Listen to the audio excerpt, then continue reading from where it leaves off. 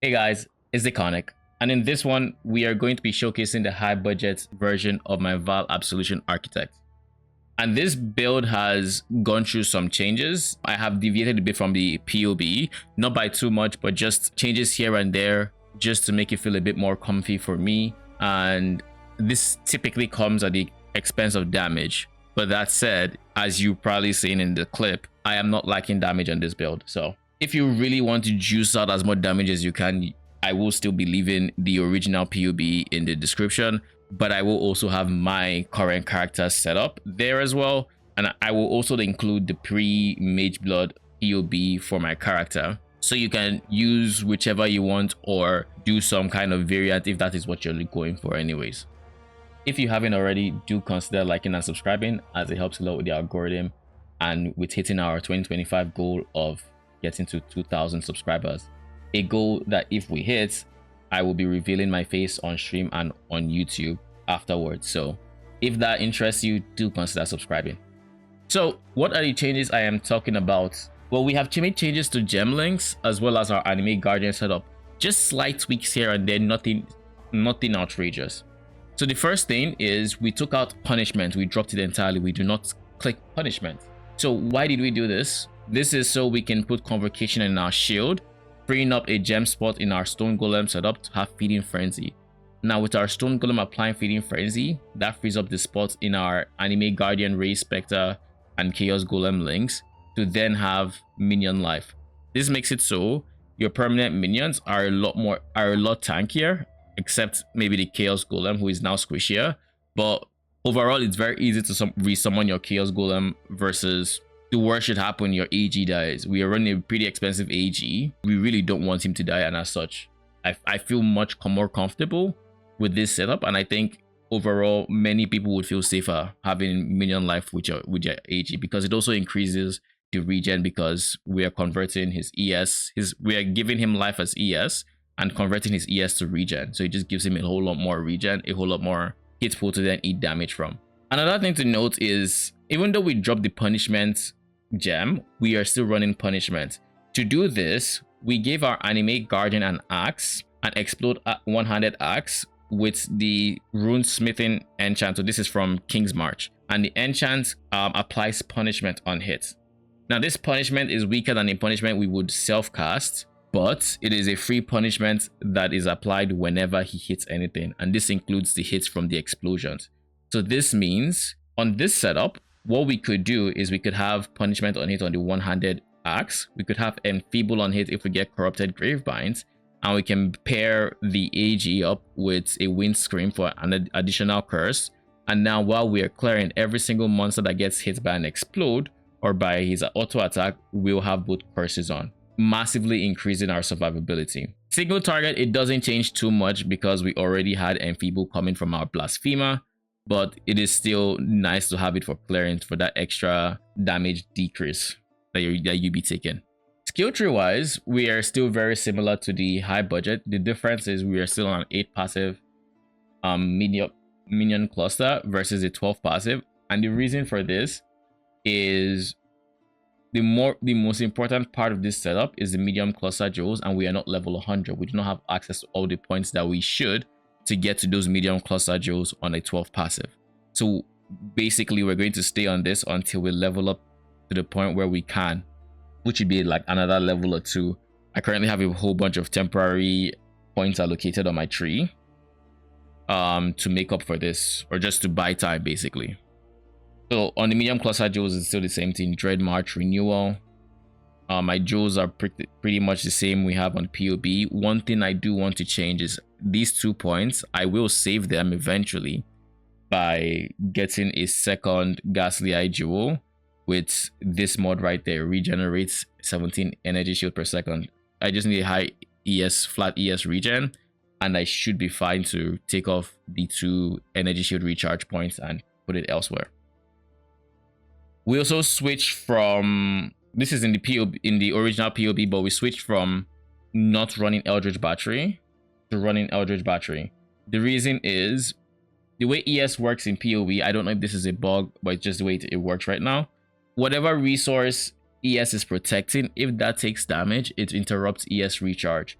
So even if ES itself doesn't take damage, so even if ES is protecting your life and your ES does not take damage, it will still get interrupted.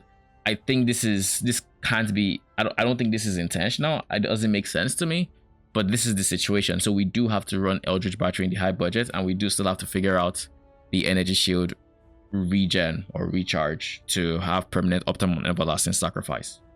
So just keep that in mind as well. Now to go over a bit into the content this build can do, it can do basically anything. It can do T17s easily, it can do T16s, it can do Ubers, it can do anything you want it to do. And it can do it very efficiently if you pick the right layouts for the build. What do I mean? If you go on like toxic sewers, your anime guardians explode really feels amazing there. But if you go for like dunes and open layout, your explode isn't doing nearly as much as it could be doing. Also, I am in a bit of a debate with myself on if awakened AoE is worth it or not over like awakened added lightning damage. So if you want to test it out, go for it. I think for peak damage, you probably want to go added lightning, at least single target. But like if you're playing a more open layout, AoE tends to shine a lot more with clear speed. So it's really a matter of preference, and DPS wise, they're kind of just very similar, except like against smaller enemies. Against smaller enemies, added lightning damage should come out ahead because of the nature of cascading skills and overlap. Now, there's one thing to note about Uber bosses or Uber bossing with this build, and that is that this build lacks heavily in the screen clarity department. This build is not the build to play if you want screen clarity with your Uber bosses. So when it comes to Uber bossing, you are really not going to be able to see like, let's say, ground degens and whatnot from, let's say, Shaper, because between your Innocence throwing his big circle attack, his wave attack, his cascade, your regular absolutions throwing their spells, their empower spells, there's just so many effects going on at the same time that you just cannot see the ground. Screen clarity doesn't exist with this build. So we have the damage for Uber bossing, and if you know the bosses, you should be able to do it very easily. I have done Uber Cortex because that's a very straightforward fight, but even that I still died to a ground, I think a ground effect or a slam, something. I don't know what it is to this moment because I couldn't see it when it happened. So just keep that in mind, that clarity does not exist for this build. Damage does, clarity does not. Now to go over the ultra high budget version of the build really quickly that I will leave in the description. Now you might open the POB and look at the DPS numbers and be a bit worried that we went ultra high and we lost DPS. And I have listed this as experimental because I haven't play tested this, and the theory checks out, but without play testing it, it's kind of not the easiest to know exactly how to perform. But this would be a theoretical end game ultra min-max version of the build. And the reason the DPS looks like it dropped when in reality it went up is because now with the ultra high budgets, we are now very heavily scaling minion CDR. And by scaling minion CDR, we are able to get him to use the spells that actually matter. The wave attacks that does way more damage than his cascade. His big circle attack that also does a big amount of like single target damage.